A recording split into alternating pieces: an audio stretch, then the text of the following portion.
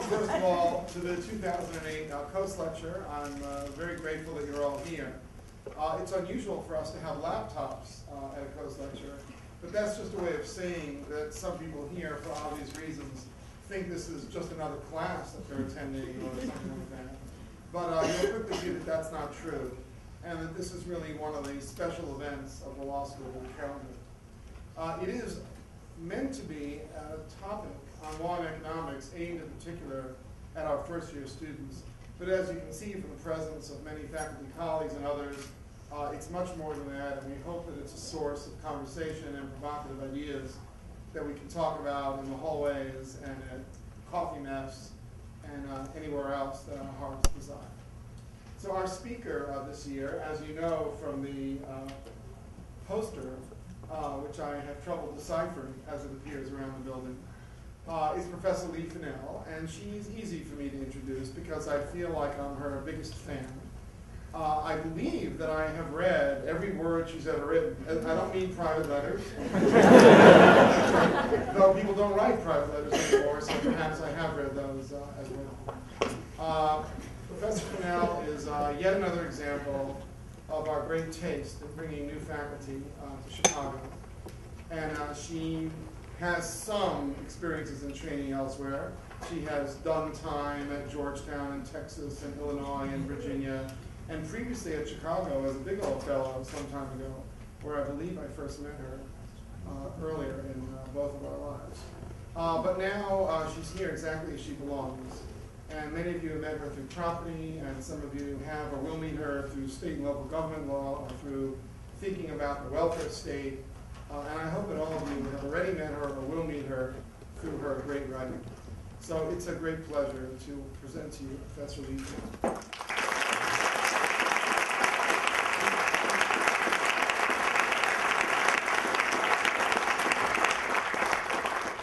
Thank you so much, Saul, for that wonderful introduction, and thanks to all of you for coming. Is the sound too loud? Is that okay back there? Up a little bit. Okay. Sorry about the technical. Okay, how's that? Is that okay? A little better. Okay. All right. So one of the really great things about getting to do the Coase Lecture, in addition to it being a great honor, is that you get to get this wonderful poster that is designed for it that tries to capture in some kind of a visual way what your talk is all about. And actually, in this case, I'm very delighted with this poster. I think you did a great job. The poster designers actually were more clued into the topic of my talk than maybe they even knew, because first they sent me a prototype that looked, that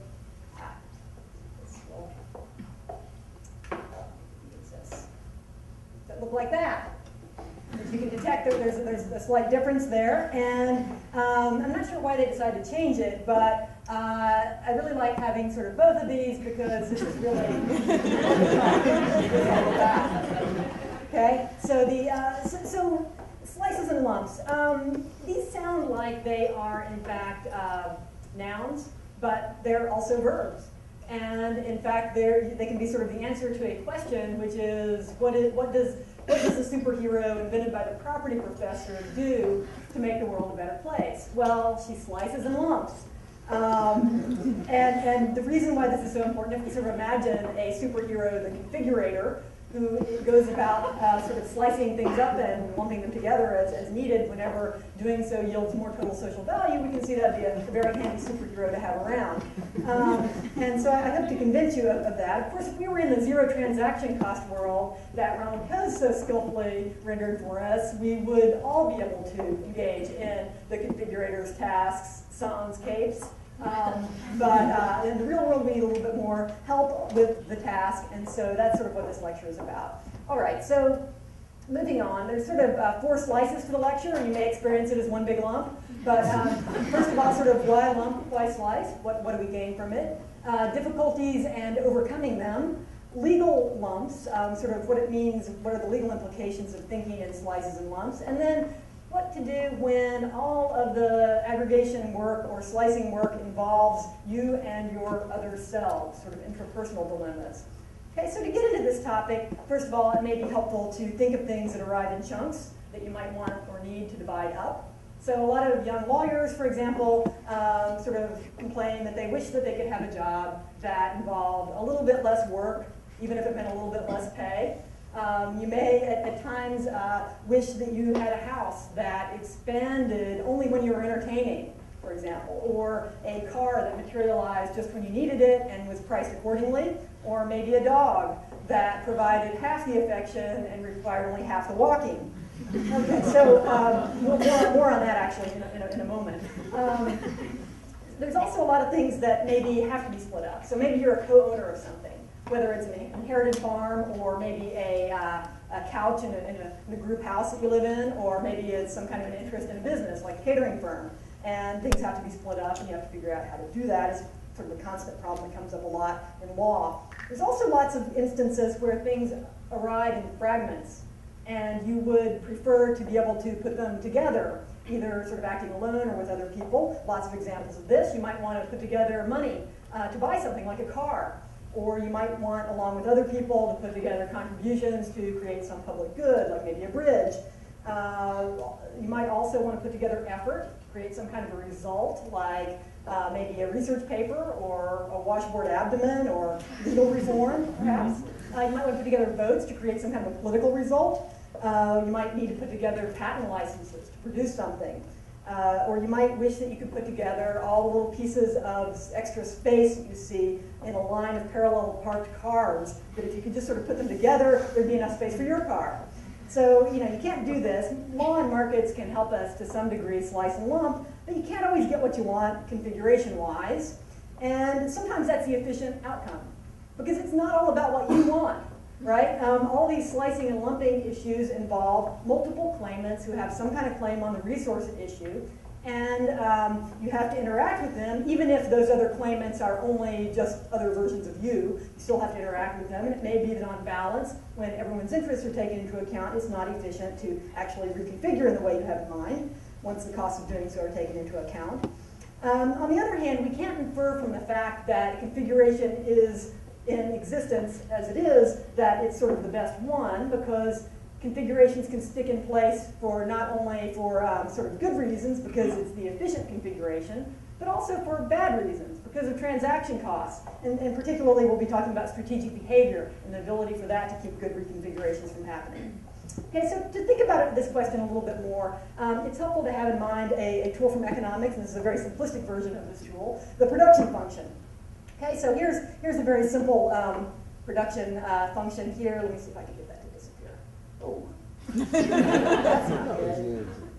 Okay, there we go. So here's a very simple production function. The idea here is to take some units of input and trace what happens in terms of output as you add more and more units. Now this is a simple linear production function where as you add units of input, there's a smoothly increasing amount of output. So to make this concrete, think of something like the contributions to a charity and how much good that charity manages to do in the world, right? So maybe it's linear like this so that you get sort of a constant return for each increment, or maybe on the other hand it is it is like this so that it sort of levels off so that you get less and less of a return as you add more units of input. Or perhaps it's like this, so that things are kind of slow to get started, but there's a snowball effect where you end up getting more and more out of the dollars. Or maybe it's like that, so that there's a range in which there's increasing returns, and then a range in which there's decreasing returns. Okay, so there's lots of different possibilities. This is sort of a good all-purpose tool to have around when you're thinking about allocating inputs, whether to stack them together, split them apart. Sort of everyday decisions like, should I study another hour for property, or should I switch over to studying for torts, or how many people should I invite to a party, something like that. You might want to know something about the production function for the outcomes you care about, things like comprehension maybe, or revelry. Right? Okay, so we're concerned, especially in this talk, about production functions that are seriously lumpy, and the extreme version here is a step good, where you have a bunch of units of input before you get any return at all, and then you get a big jump in value, and then things level off. Okay, so the standard example of this is a bridge, right? Part of a bridge is not very good. You sort of need all of it, but once you have it all, you don't get much by adding more segments. So if it's a bridge that we think is generally worth building, then we want to get right to that unit of input number 10 without going over. Okay, so these lumpy goods can create two kinds of problems, and they don't create them uniquely. Other goods that aren't as lumpy can sometimes create similar problems, but these are often severe problems and interesting problems. First of all, they can be hard to assemble. If the people who own the input units can't all sort of get along, right? If the ownership's widely dispersed among them, then getting them to cooperate to create this thing may be difficult. And so you may have problems with people holding out if they have an essential part of the overall good. Also, even when we have a lot more contributors potentially than we need, we can have problems. And here you might think of public goods where you're trying to get people to contribute to something, and everyone sort of fears, probably correctly, that their contribution is likely to be either sort of futile, like kind of in the flat range where nothing gets produced, or superfluous, so that it won't be sort of the pivotal amount that actually makes the difference. Okay, so these can be concerns, one type of concern, sort of getting these lumpy goods together. They can also be hard to divide. So once you have something that delivers all of its value in one big clump, if you have to split it up, this can be a big problem. A sort of famous example of this is the dispute over the baby that featured in Solomon's decision. It turns out that babies are extremely lumpy. And so luckily, though, there's alternatives to physical division, and the Solomonic outcome was one of those. That was awarding the baby to the claimant who obviously valued the child more. Literature in this area has discussed a number of different possibilities, including things like temporal slicing, more on that in a moment. Converting the indivisible good into something that's divisible, like money, by auctioning it off. Or you can even have different sort of chances of the good that are proportionate to the claims of the different claimants that are distributed, and then sort of have a lottery for it. There's a lot of different possibilities. So temporal slicing is especially interesting because it addresses a mismatch between the sort of physical configuration in which a good delivers the most value and the unit in which it is most efficiently consumed by individual consumers. Okay, so it works well for goods that are more valuable when they're in one big clump, but actually that's not the unit in which people aren't willing to pay for that much. They don't want that much, and they'd rather have less. So if they can sort of share the good, that's one solution. We often see that. Clubs or communities that get together and have certain goods like swimming pools or tennis courts or clubhouses or even public safety, where you get the whole clump and then you share it. You can also have sort of market solutions that slice things up. We have things like rental cars, hotel rooms, even libraries that slice up books into lending periods. These are all examples of temporal slicing, and this can produce efficiency gains. And to kind of illustrate that, I want to focus on an example that actually there seems to be a company that now does something like this, pet sharing. Okay, so let's say that we have, here's a dog now. Let's say that we have somebody named Angus who gets diminishing marginal utility from having a dog. During the week, the dog is a lot of fun, kind of early on. You can kind of see these utility gains early in the week. But then over time, the barking, the constant need to be walked, the feeding and so on produces disutility later in a time. So what if we could slice up the dog week like that? And what if there were other people like Angus who had similar utility functions, such as Beth, Cam, and Doris? Then we could get these gains and not have this sort of disutility. Now, I'm not suggesting this is necessarily a great idea. It might not be so good for the dog, who gets rather confused with all the different owners. He might never get properly trained. There can be disputes about who's going to take him to the vet, who's going to bathe him. So, you can come up with different solutions. Maybe whoever it is that's offering up the time slices can handle some of those tasks. But all the same, the point is simply that sometimes there can be gains from actually dividing things up, and this is true not only of lumpy goods that are split temporally, but other things that are maybe easier to divide, like cakes, can also produce more utility potentially when split up, and may not be entirely free of difficulties in getting the slicing done. Okay, so now that we have an idea of why reconfigurations might be valuable, well, why is it often so hard to accomplish, and what can we do about it? Slicing and lumping problems both begin the same way, we have some kind of resources, at least sort of allegedly, suboptimally configured. Okay, and so two things have to happen. First of all, we have to either aggregate consent to change it around into some different configuration from everybody who's kind of a stakeholder in that resource. So we either have to aggregate or we have to override their consent. And then the surplus that's produced from the reconfiguration, again, hopefully it's an efficient one, we hope, that will produce surplus. We have to divide up the surplus that is thereby produced. Now, sometimes these things happen at the same time. So if we have a developer who's trying to put together land for a development site, then when the price is paid for a particular parcel of land, that's sort of the way of buying consent, and at the same time determines how each party gets some share of the surplus that's thereby produced. But in other instances, we can imagine these things being separated out, and we'll talk about some examples of that as we go along. So one thing, though, to notice is that every problem of trying to lump, aggregate together entitlements, also involves something else. It involves splitting up surplus. Okay, and so by the same token, every time we're splitting something up, if there are multiple claimants who have some kind of stake in it, it also is going to involve aggregating consent, or at least doing something to override consent. Okay, so we can sort of see these as being sort of two sides of the same coin. Okay, so we already see kind of a sticking point here that aggregating consent can be difficult. Many parties hold stakes in the resource as it's presently configured. And so one way to think about this is in terms of Calabresi-Melamad's distinction between property rules and liability rules.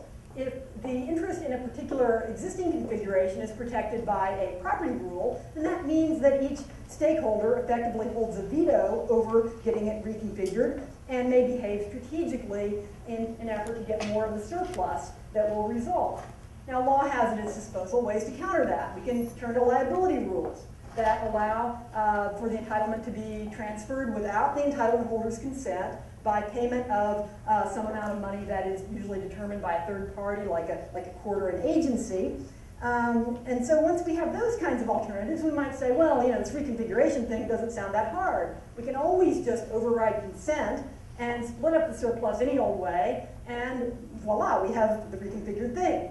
Well, you know, not so fast. There's some reasons to not want to do that. And one reason is that the tool that we would use to kind of overcome the bad stickiness, strategic behavior, will also cut through some of the good stickiness that we talked about before, which is when the reconfiguration actually would not add value.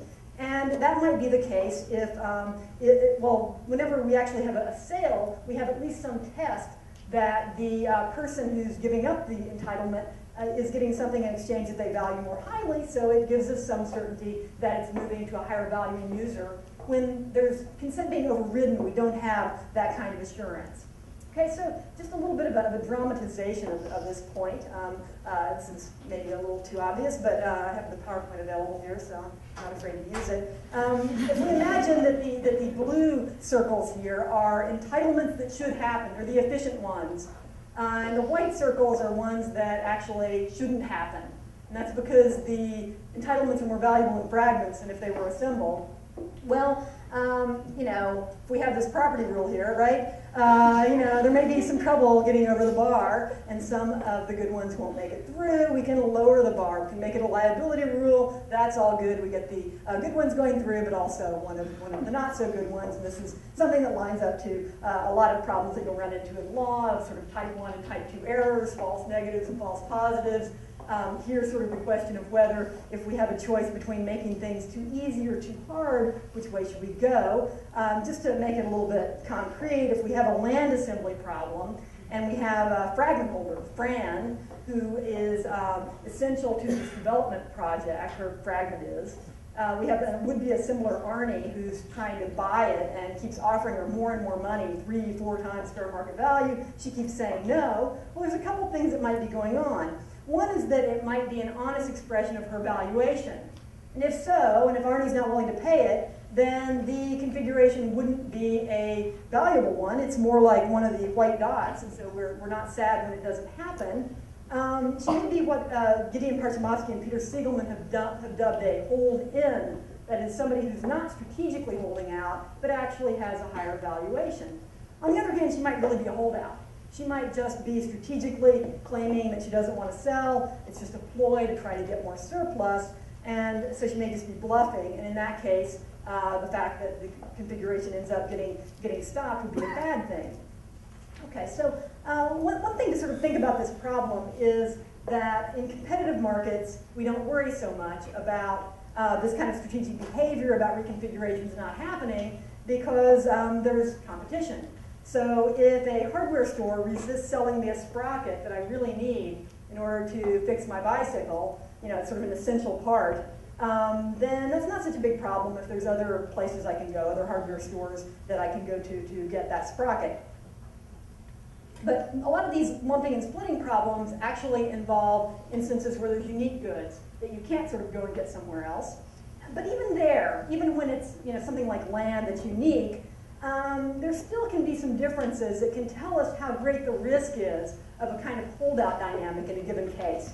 Okay, so just to hint at the intuition here, you might compare a jigsaw puzzle, sort of think about which of these things would be more fun. Okay, a jigsaw puzzle that's missing some of its unique pieces, that can still be like a lot of fun, right? Especially if you don't know the pieces are missing. You can kind of spend hours of entertainment putting it together.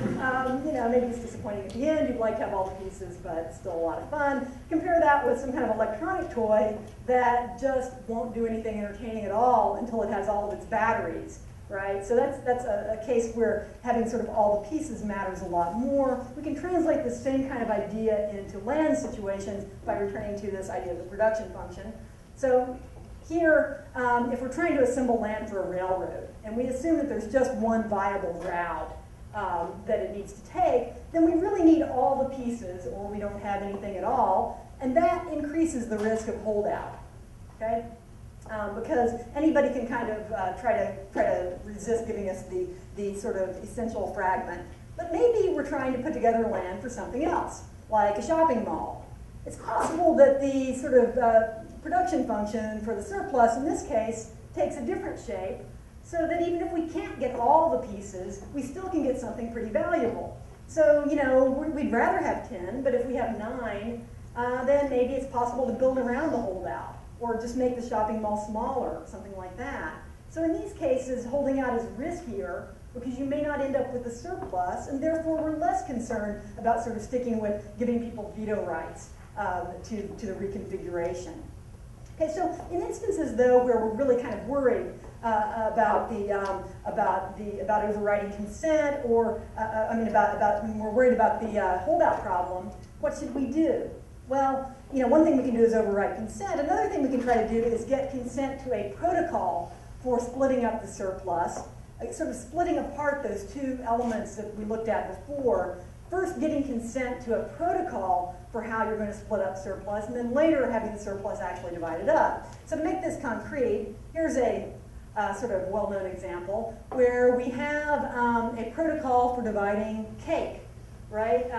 So you have to split up a cake. What do? Well, there's a sort of famous solution here. Player 1 slices the cake into pieces, and player 2 gets to choose what piece to take. And so we don't know sort of exactly what each party will end up with when they agree to this game, but there's pressures that make it, that sort of push it towards being a fair game. Okay, so there's some concerns about this, and by the way, this can apply to things that are a little bit more weighty than cake. We can also use similar algorithms for dividing up things like marital property or inherited estates. But there's still some concerns about this. So, for example, if the player 1 here, who's the cutter, has some insight into the preferences of player 2 and knows that player 2, for example, really loves the lime slice, it's sort of a heterogeneous cake here, really loves the lime slice, then the player 1 can kind of can make the choice be, well, the lime slice or the rest of the cake. And this might seem kind of unfair. Now this kind of strategy is a little risky because player 2 might see through it and say, oh, you're just doing that because you know I like the green cake, and might decide to sort of stick player 1 with the lime sliver for spite, right, by sort of choosing the larger amount. So it's a little bit risky, and if parties are a little bit risk averse, then these kinds of solutions can give us some traction in these kinds of division problems. You can also have division of surplus protocols for dividing up sort of dividing up surplus when you're trying to assemble entitlements, like contributions to a public good. I mentioned before the fear when you're trying to assemble contributions for some kind of a step good, that people may fear that their contribution will be futile or superfluous. Well, you can set up a protocol that says you make your contribution and you get your money back if we don't collect enough to actually create the step good.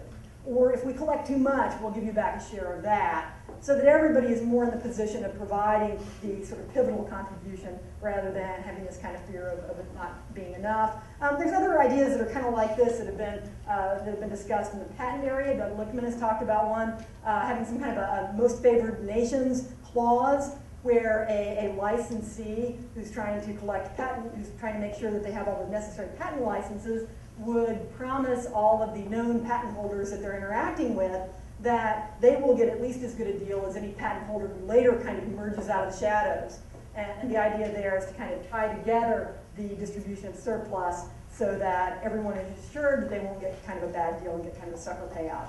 Hey, let me just mention one other technique because it's kind of fun, called the Texas Shootout, which is used for dissolving a partnership.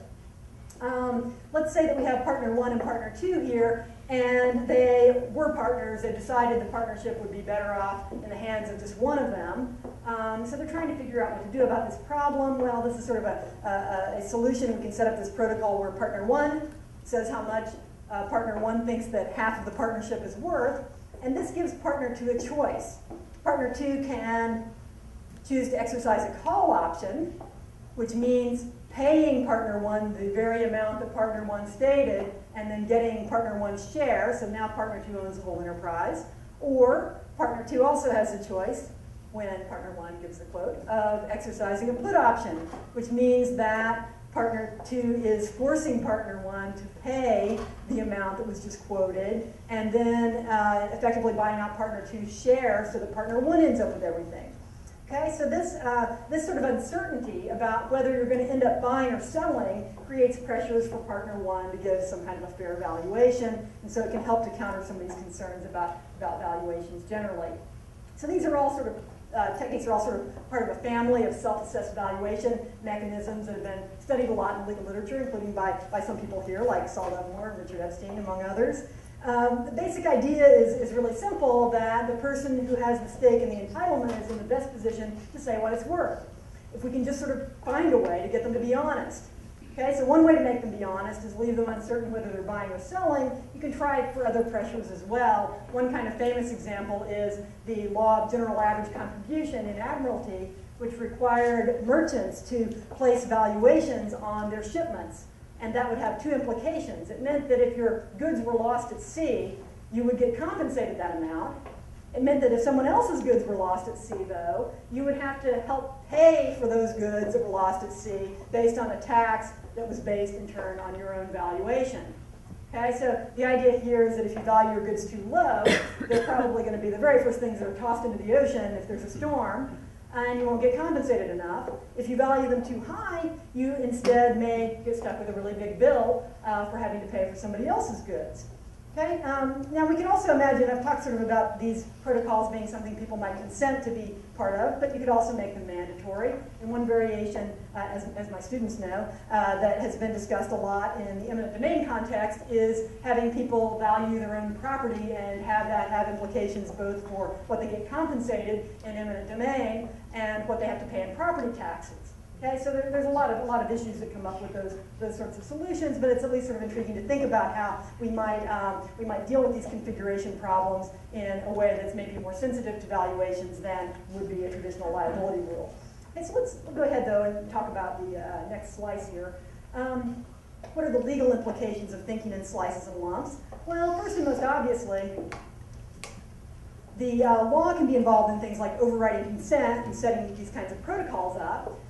So we can have, for example, the tax system that forces people to make contributions so we don't have to worry about the bridge only being partially built. We can also have things like eminent domain that overrides consent in some circumstances. Also, there's legal rules that cover things like the partition of concurrent estates, with decisions made about whether partition in kind by splitting up the land or through a partition by sale that will sort of convert it into money. And those decisions have something to do with lumpiness as well. There's also things like employment rules that encourage certain kinds of slicings of jobs, slicings of work into jobs. Even when parties accomplish their own lumping or slicing through contract, law still may have a role to play. So for example, a talented and popular actor who performs through an entire season of a TV show may generate a lot more surplus than one who quits partway through, right? So it may have some lumpiness to the good.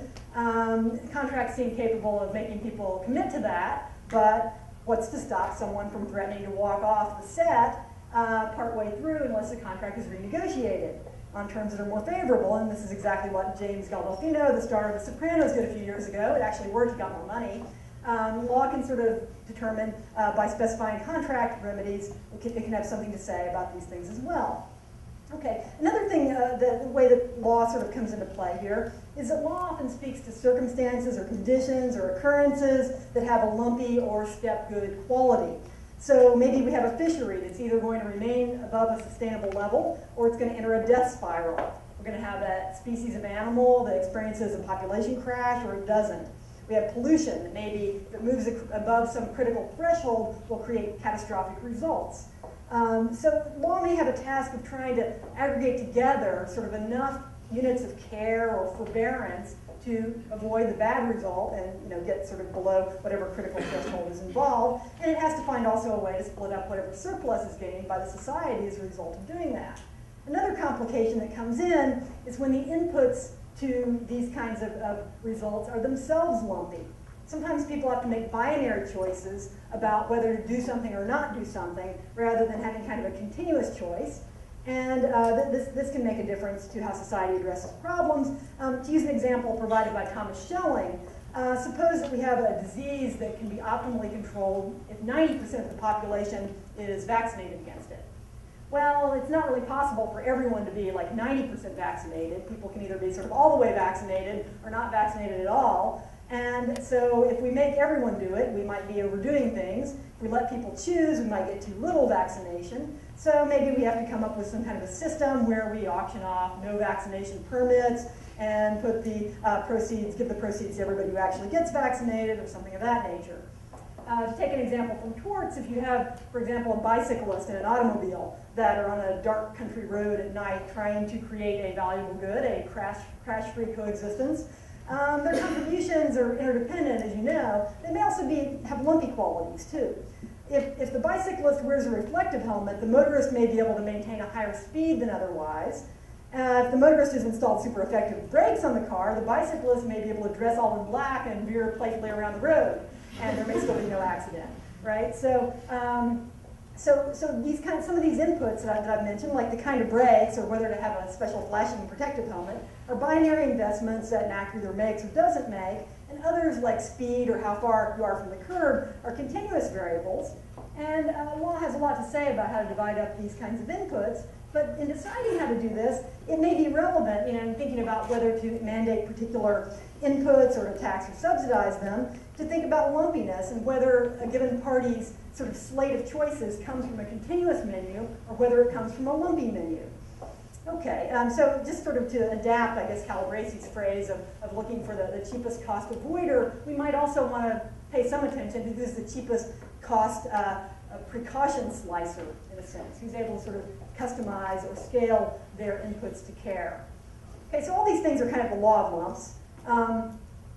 There's also sort of a lumpiness of law itself that I want to just spend a little bit of time on. The idea here is that law can be sort of either tether together a lot of circumstances and treat them together, or it can slice up to apply differently to different circumstances.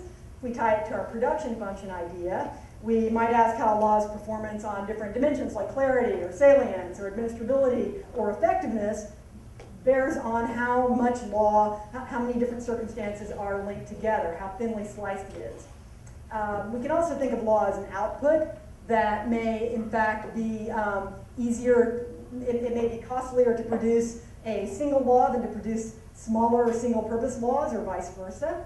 And then we also kind of might think about this question of factory sliced or field sliced, as I put it here, which is the question of whether we want our laws sort of divided up back at the legislature, at the factory, or whether we want things sliced up in the field as things are administered and applied and interpreted, and even when decisions are made about their validity, sort of questions of severability. Slicing and lumping also comes into play in sort of conceptualizing law. As property scholars know, there's sort of this famous debate about whether we're better off thinking about property as a broad exclusion right that's wrapped around a thing, sort of a big lumpy thing, or whether instead it's better thought of as a bundle of sticks. It can be disaggregated, and those kinds of metaphors have consequences as well. Okay, so in the last little bit here, I just want to talk about intrapersonal problems of aggregation and division. So we see these same kinds of problems of trying to aggregate consent and split up surplus in these contexts as well. Let's say I'd like to get into shape, and doing so is going to require me to have to exercise 4 days a week for the next year, let's say. And this is something that I find, it seems attractive as a general concept, but really aversive in the implementation of it.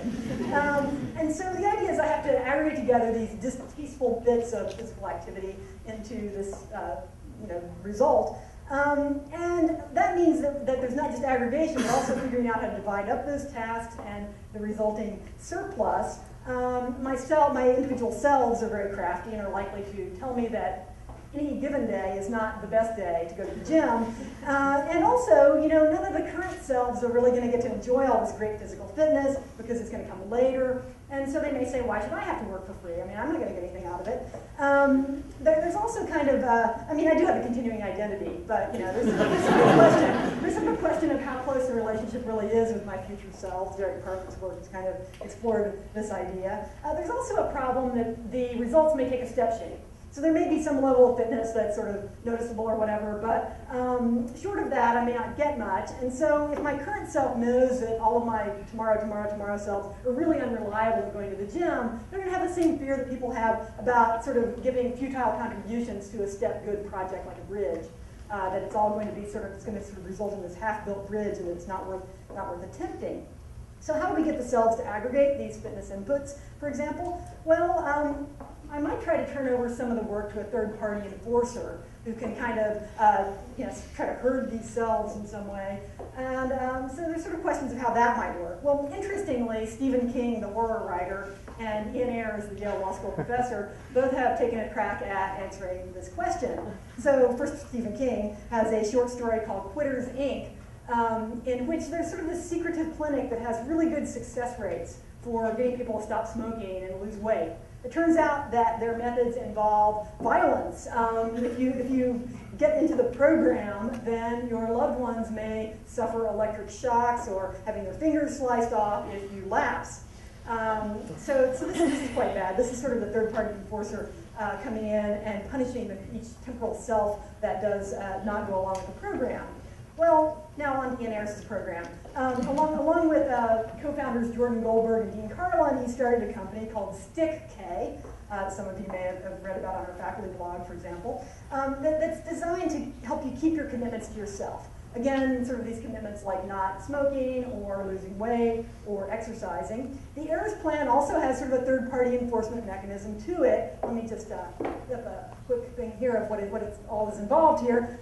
Basically, the current self signs a contract and puts up money. Then the selves, as they go along, choose whether to comply or not with whatever the plan is, exercising or dieting or whatnot.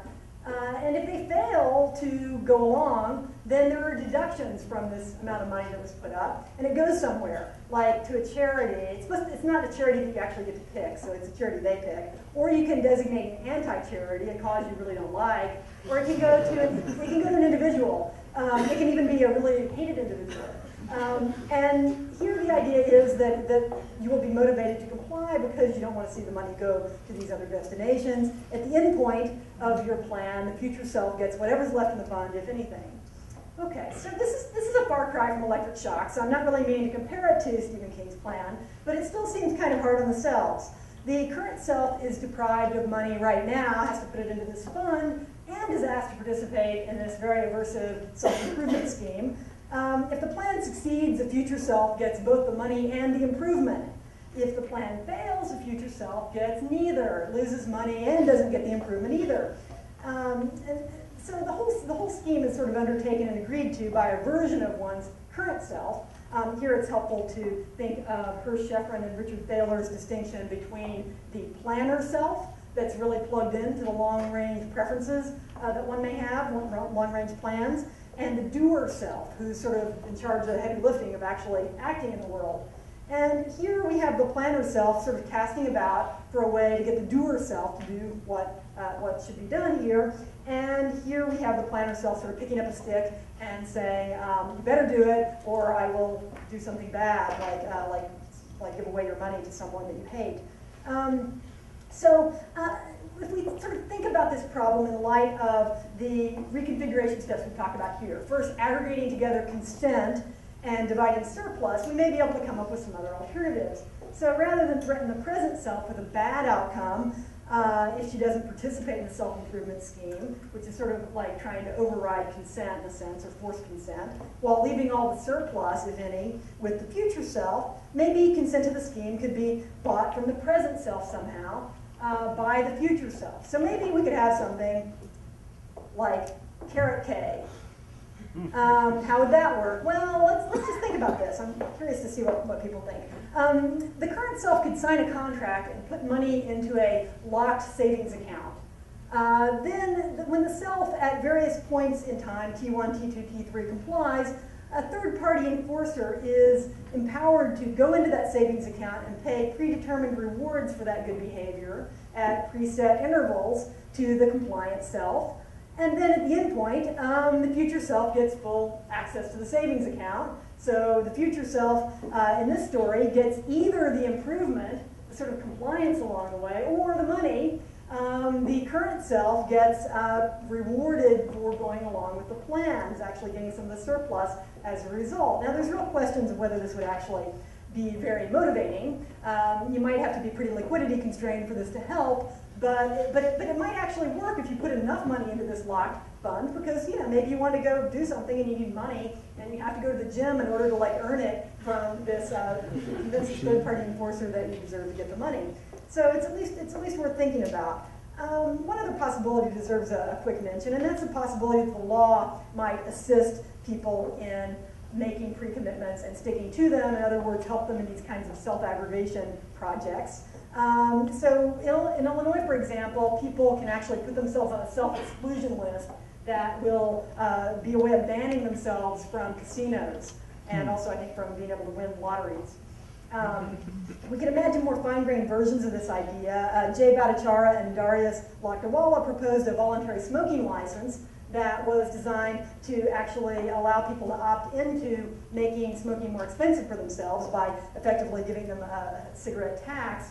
A variation on this, sort of my variation on this, is a choose your own sin tax that might work like this. Under my scheme, you would actually be required to get a license before you could buy cigarettes at all. You'd have to go and get this smoking license that would be free. And at the time that you went to get the smoking license, you would choose a cigarette tax. You'd be forced to do this. And you could choose 0. You could say my tax is 0. That's fine. But if you were interested in pre-committing, you could choose a positive amount, and moreover, you can at any time raise the tax. As you go along, maybe during moments of regret about smoking, you can raise your tax. And then the way that this works is the tax would go into escrow to cover any smoking-related illnesses that the smoker might later experience. But at any given time, the smoker can obtain all the funds in a lump sum by surrendering the smoking license. So this would effectively work kind of like a Pigovian tax, a tax that's designed to charge for externalities that someone is inflicting on someone else. Here, the smoking self is inflicting costs on the non-smoking self, and as soon as the non-smoking self sort of comes into being, the non-smoking self is able to collect those taxes. Now, there's some complications. What if people want to smoke more after they surrender their license? What do we do? What if they want to lower the tax rather than raise it? What do we do? But all the same, it's worth sort of thinking about these kinds of alternatives, and specifically about the way that the law might creatively try to facilitate people's own attempts to aggregate their own efforts together. Okay, so these kind of slicing and lumping problems are, in fact, everywhere. And you knew that before the lecture. But what I've tried to add here is a little bit of a structure for thinking about them and some tools for spotting them and responding to them in law and in everyday life. So I welcome your questions.